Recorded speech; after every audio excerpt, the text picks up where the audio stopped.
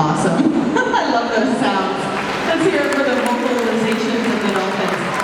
So what's interesting is there is an opportunity, maybe if you're a young kid in the audience, maybe you'll grow up to be the researcher to figure out more of their language.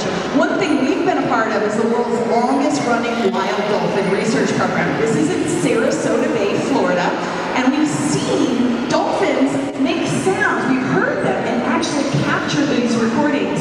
And scientists think that these sounds are like signature whistles, almost like a name in their language, given to them by their mothers, taught to the other members of the group, and they can call one another by these signature whistles. Now that right there was a very impressive maneuver known as a breach, and we're going to take a look at all kinds of leap and splash.